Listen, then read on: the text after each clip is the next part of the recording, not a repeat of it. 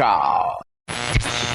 Hey, wine, food, conversation amongst friends. One might almost call this a dinner party. Hey, Poppy! We did. We talked about Apple stuff. We did. We managed a couple times. Yeah, a couple times this week we did it. 2 or 3 times this week we talked about Apple stuff on this Apple show when we had Mike T. Rose here with us. I say Mike T. Rose because that's how you find him on Twitter, at Mike T. Rose. Otherwise, just look for Mike Rose. Yeah. Or whatever. Not the one with the traveling sideshow. Not the one with the traveling sideshow. Not the former lead singer of Black Uhuru. Okay. I decided years ago to start to use the middle initial because there are so many of me. There's actually a Mike Rose in the UK who is a games journalist who's on Twitter, I think, as Rave of Ravendale. And we used to get each other's email all the time. Sure. Back when you were TUAW. Back when I was doing the writing thing as well. And we have a small but feisty league of internet Mike Roses on Twitter. I think there's 5 or 6 of us. Just to allow people to disambiguate, like you know, to know which Mike Rose they're trying to contact. And fortunately, we're all kind of cool. There's nobody who we want to kick off the island yet, so it's nice. Because Ken Rays are like Highlanders. If I'm ever in a room with one of us isn't walking out. I don't know which one it's going to be. Good luck to all of us, though. Carrying a 300-year-old sword that's made with, or a 500-year-old sword that's made with 200-year-old steel that can't possibly exist. Yeah. Just in case. Just in case. So last time you were on the show, because it's Friday, as people hear this, last time you were on the show, Friday was devoted to Wheel of Stuff, which I want to say you spin 2 or 3 times. I think 3. I'm not 100%. But basically, I had had enough people on enough times that it had been, done over and over again. And I thought, we should try something different. And, of course, I had just done a rewatch of Mythic Quest, Raven's Banquet. So I decided the thing that we had to do was dinner party, right? Dinner party. Yeah, exactly. Okay. So not doing it the way they did on Mythic Quest, because who could possibly do things the way they do things? But it's the thing that we've always done. People say, who are the 3 people you would have to dinner? Or who are the 3 people you would, whatever, go ice skating with? I don't know. It's tough to talk when you're ice skating, though. That's true. So what we put together is a thing where, you get about 2.5, 3 hours. It's a multi-course meal. You're not, grabbing In-N-Out burger on your way someplace else. You can invite 3 people. Does not matter. The only thing that I ask is that they be actual people. So you can't have Jim Kirk and Jean-Luc Picard and somebody else. But real people from any time in history. If you don't speak the language they speak, that doesn't matter because we'll assume a universal translator, or we're all speaking Galactic Basic or whatever you want to say. It can be anybody you want. I'm curious about who you would have to dinner and why. So if you don't mind, sir, let me know who's the first guest at your dinner party. Well, this one's a little bit. It's not a gimme because it has not actually been achieved, but it is theoretically possible. The first one would be Tony Kushner, playwright and the author of Angels in America and a bunch of other stuff as well. Because I know he's a fantastic dinner guest and a fascinating person, but also I have there. It's like not outside the realm of possibility that I could have him over for dinner at some point because I know his cousin and his husband is someone I used to work with years and years ago. Right. So when the cousin's son had his bar mitzvah at my wife's synagogue, Mark and Tony were guests at the bar mitzvah.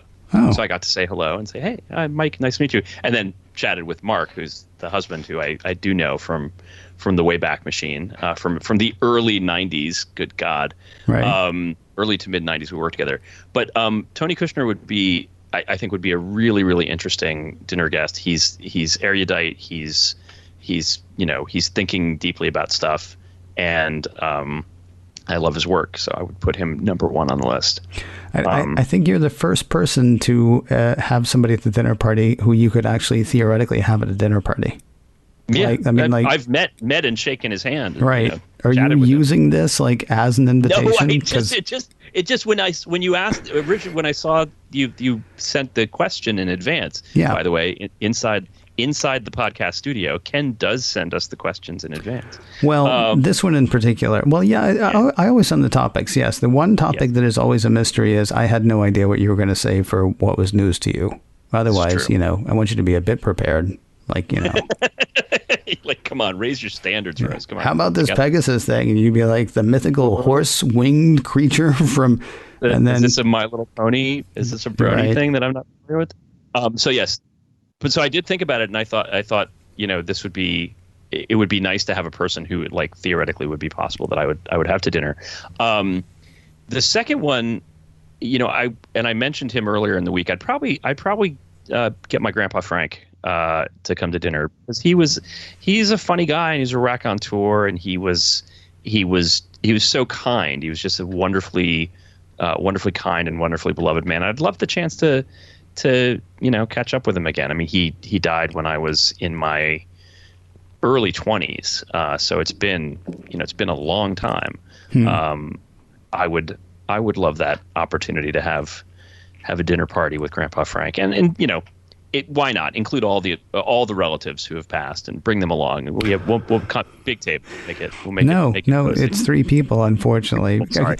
Here's the thing, though, honestly, because I talked about this on maybe the first or second of the dinner parties. I was like, yeah, part of me wants to invite my grandfather. Literally, I said I want to invite my grandfather.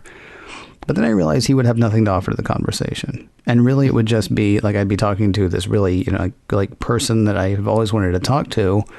And then I'd have to turn to, Pop and basically be like, you doing okay? And then turn back to who I was talking to before. So I applaud that. At the same time, I mean, no offense, you can't bring the whole family, because otherwise it becomes like a family reunion, and then Tony Kushner's there. Well, but my grandfather was the person who, when he met Heidi, then my girlfriend, now my spouse of 22 years, but when he met her originally, maybe not wasn't the first conversation. Like, they had met a few times, but at one point he turned to her and he said, "So, you're Lutheran. What's that about? Like, tell me about that." And he was, I think, the first person she had ever met who, like, would literally ask you about your faith tradition in the sense of, "I'm curious. Tell me what's the deal." And I'm sorry. Yes? Your wife was the rabbi. Grew up Lutheran. Okay. Yes. She converted to Judaism. She became a rabbi. Her father is a retired Lutheran bishop. Okay. So they are, as far as we know, the first father-daughter bishop rabbi set in recorded history. Wow. All right. And she grew up Lutheran. She was Lutheran when we met. She became Jewish. Then she became a rabbi, in that order. That's sort of the required order. Actually, you can't do it the other way around. No, I would imagine not. But Grandpa Frank was like, "Yeah, I'm curious. Tell me what that's about." Like, he had a genuine openness and curiosity about, like, what made people tick and what was going on and what they cared about. Like, if you cared about it and it was important to you, it was important to him. And so he would he just was a very open, conversationally, he was a very open guy. I didn't get to spend a lot of time with him as an adult, because he died when I was not far out of my teens. Yeah. But yeah, he was a wonderful man. And guest number 3, sir. Guest number 3, this is so tough. I mean, it would be kind of cliche to say Steve Jobs, so I'm not going to say Steve Jobs. I would love to have dinner with him, but I'm not going to do that. Okay. I'm going to say Tim Gill, who was the co-founder of Quark and developed Quark Express. Because the times when I did meet him, he struck me as someone who was super interesting and just like he invested his energy in making a great product. He worked with a business partner, Fred Ibrahimi, who was notoriously difficult to deal with. And I'm sorry, Fred, if you're listening to this, if this comes as a revelation to you. But he just had he had a real clarity about what he was doing, and he was also, and an out gay man at a time in the technology industry where that was, if not truly revolutionary, was a little bit of he was a little bit of a pioneer in that regard. And as far as I know, he's still living, still working. I have not checked to see if he is, so I don't know whether this is a plausible or an implausible. But yeah, I'd like to have dinner with Tim Gill. All right. So listen, I really do feel like you're just using this as a calling card. Since your grandfather... I'm not on purpose. Since your grandfather is not going to be able to join you for this dinner, if the other two get in touch with you, I've got dibs on the third seat. Okay. All right. I will put you in there. Tim Gill, by the way, does live apparently in Denver with his husband.